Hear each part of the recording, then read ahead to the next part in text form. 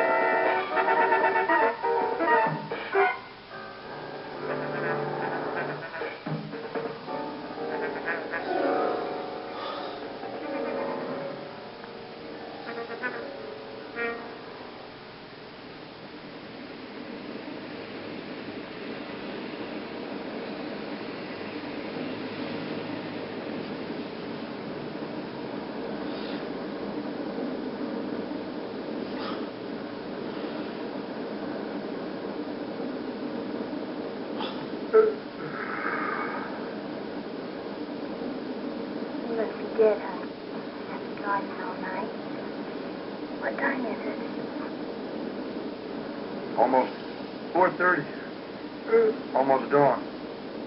We should be home in another hour. This man's name is Martin Gordon.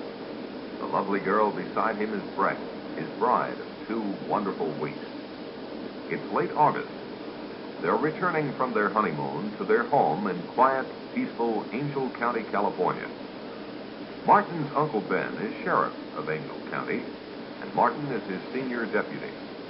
Martin has high hopes of succeeding his uncle when Ben retires. But for now, Martin has only the thoughts, emotions, and pride of a very happy, newly married young man. Brett is his, and he feels no man could ask for more. And now, without warning, their honeymoon is to become a nightmare.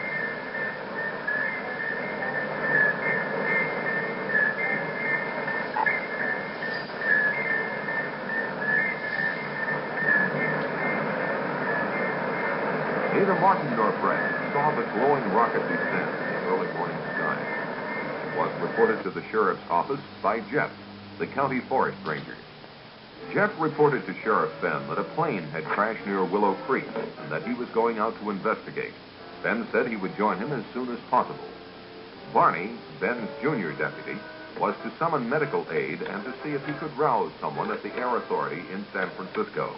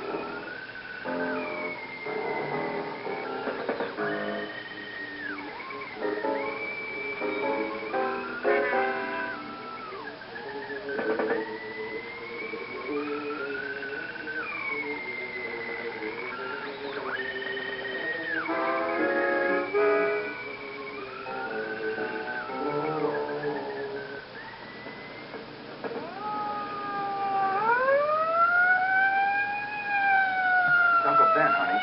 Must be an accident or something.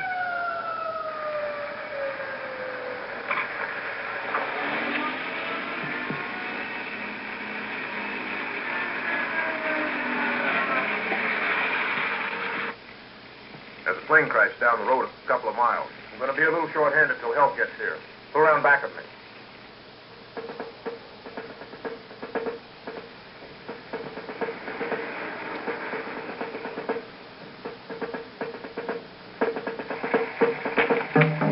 Come along, both of you.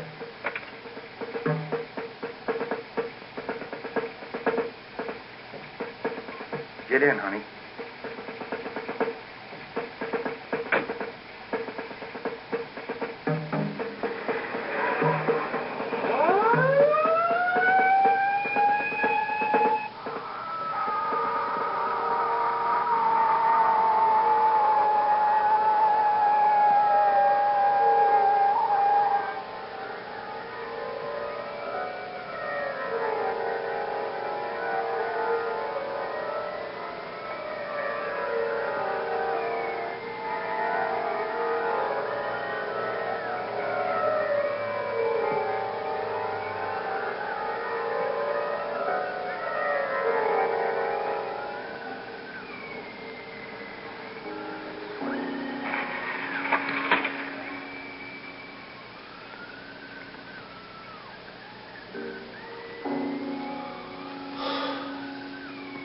At the location of the crash, they discovered Jeff's truck, but Jeff himself was not around.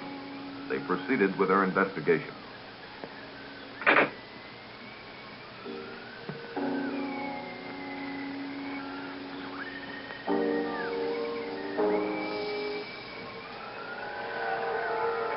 How did they not recognize the obvious?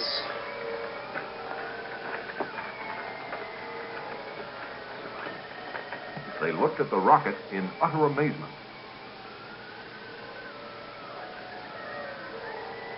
A puzzled Ben finally asked Martin what he made of the craft. It's no airplane. Great observation, See one of our genius. missiles. Or one of theirs.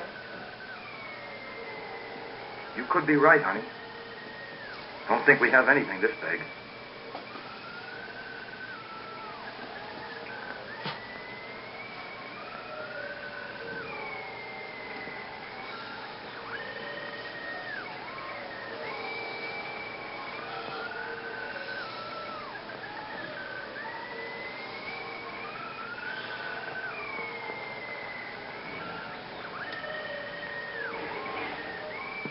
Ben could not understand why the craft wasn't severely damaged.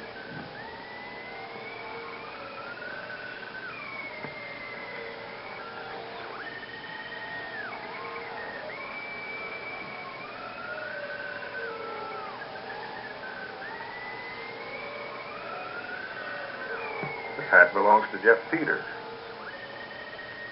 Friend of yours? Jeff! Jeff! Jeff, are you in there? Martin, go back to my car and get my flashlight.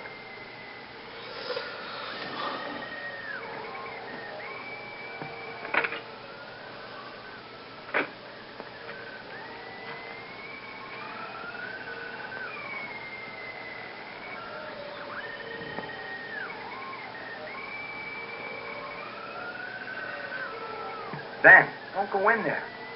You don't know what's in there. I think I hear him moving inside. Maybe he's hurt.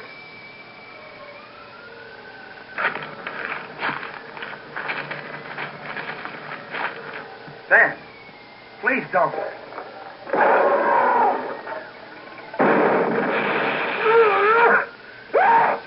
Ben.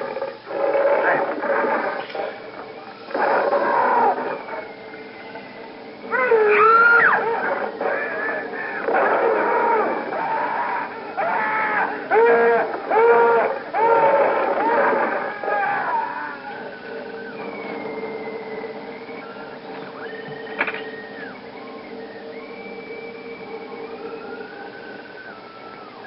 Car 1, calling in. Car 1, calling in.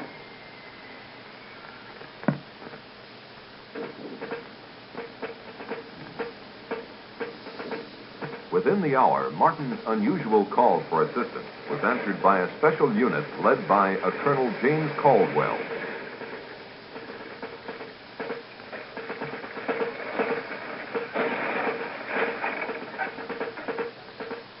Let's get going.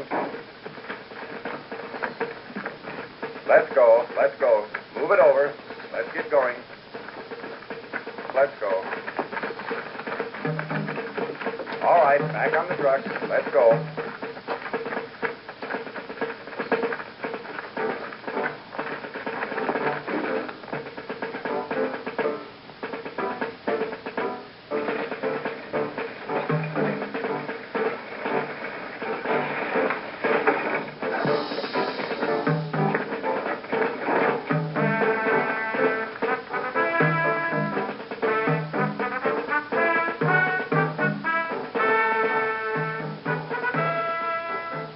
Sergeant, take one man and check it out. Yes, sir. Okay.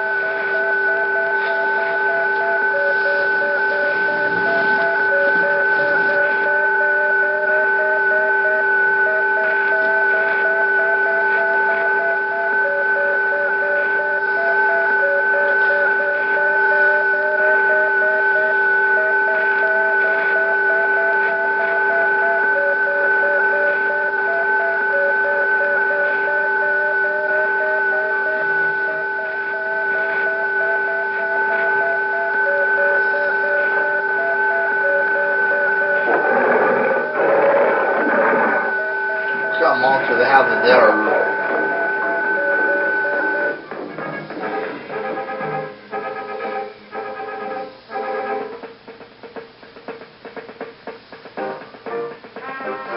The sergeant reported seeing an amazingly large creature in the aft section of the strange craft.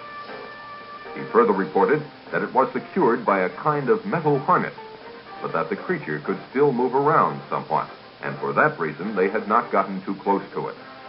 There was no trace of either Ben or Jeff.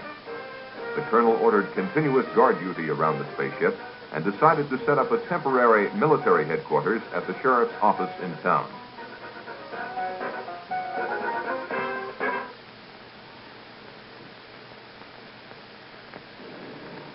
By the next day, Colonel Caldwell had the situation well in hand. He had called Washington and received his orders from the highest possible authority. He was to maintain tight security and to await the arrival of a Dr. Bradford, who had been on assignment at the Jodrell Bank Radio Observatory in England. Upon arrival, Bradford was to take complete charge of the operation. He was the world's leading authority on space emissions and had worked out a series of systems that might lead to communication with other forms of life, when, as, and if they were contacted. Martin was outraged by the government's intellectual approach to a monster that had already killed and caused the disappearance of his two close friends.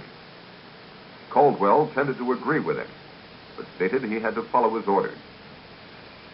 One of those orders was to suppress the news of the death of Ben and Jeff.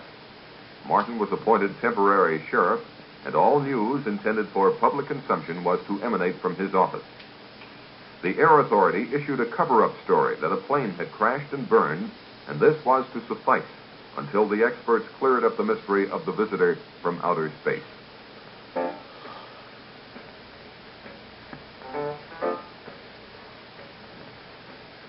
In a remote section of the county, the first of a series of tragedies took place. Tragedies that would have been avoided had the public been warned.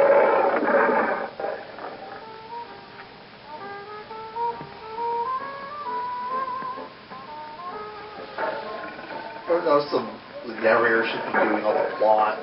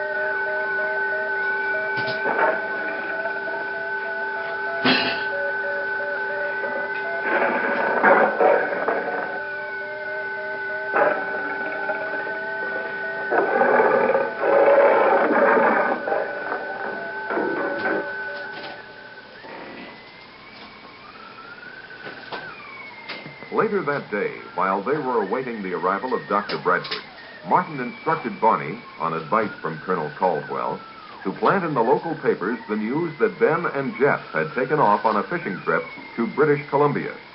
The colonel had impressed the bereaved families with the necessity of maintaining secrecy, and these brave relatives had agreed.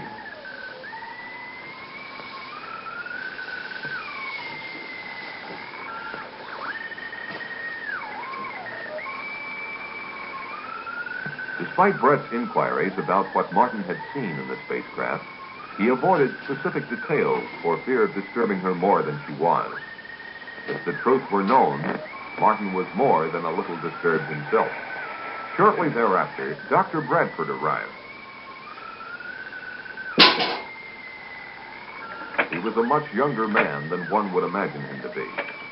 Martin, I'd like for you to meet Dr. Bradford. I've heard a lot about you from the colonel. Nothing bad, I trust. Martin and his wife were in the original party that found the fallen craft. I was sorry to hear about your uncle. It's a tough break. I hope you're feeling better. Yes, thank you. A couple hours of sleep did a world of good. Bradford thanked the colonel for his assistance and then asked to speak to Martin. Bradford questioned Martin about everything that had transpired. Martin did his best to recall everything in precise detail, but really didn't have much for him. The two soldiers that entered the rocket earlier had been summoned, and Bradford hoped to learn more from them. The doctor himself would not enter the rocket until the arrival of certain equipment. From his discussion, it was apparent that the doctor considered this situation a magnificent opportunity for mankind. He felt that if he could communicate with the creature, it might be possible to advance human knowledge by years or even centuries. The spaceship alone signified an intellectual development far in advance of anything on Earth. When Martin asked him how he intended to protect himself from the creature, Bradford said not to worry, that he hadn't come here to be victimized either by his own or the creature's fears.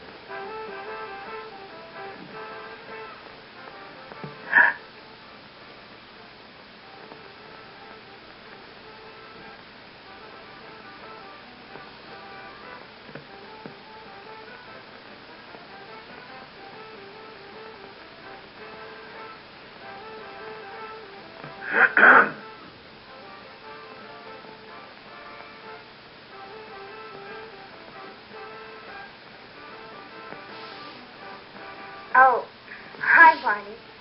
We'll be right out. Well, that's all right. Just take your time. I didn't know we had company. Look at me. I'm a mess. Don't be impolite. If I get the drink. Now you're talking, honey. What do you have, Barney? How about a bourbon and 7? Coming up. Would you get the 7, honey?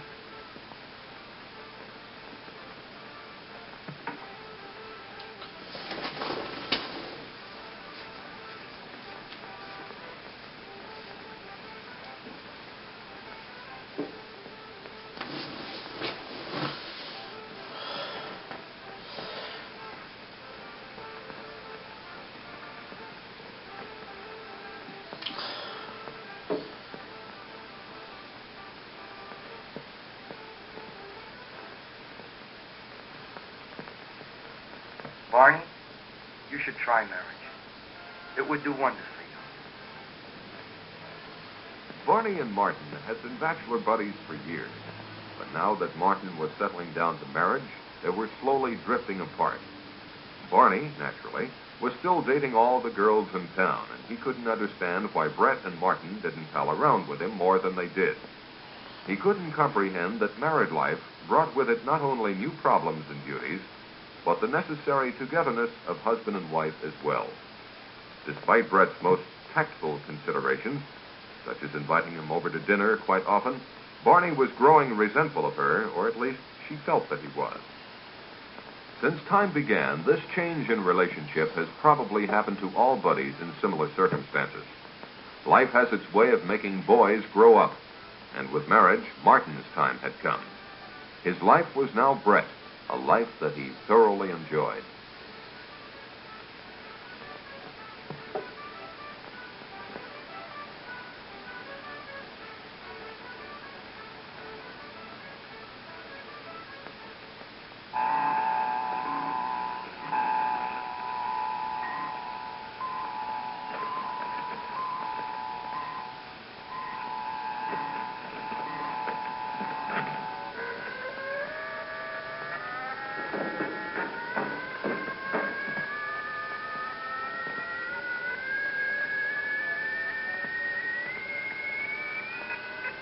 Uh-oh, didn't recognize the obvious.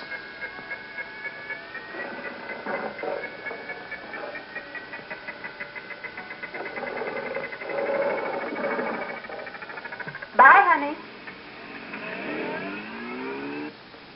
The next morning, Betty Johnson, as usual, blew a goodbye kiss to her husband, but for the last time.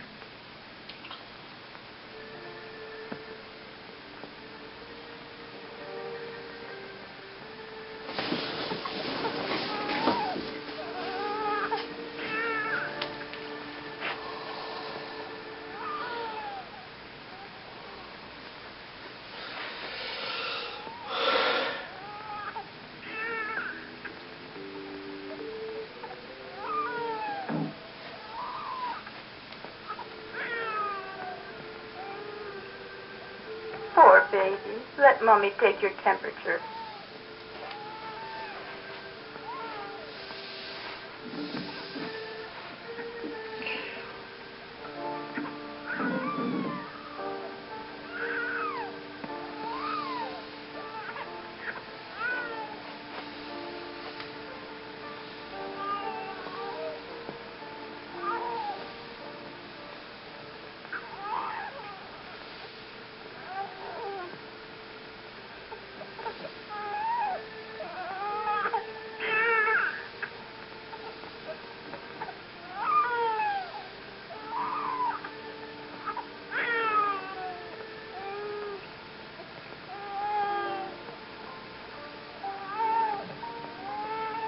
Poor baby.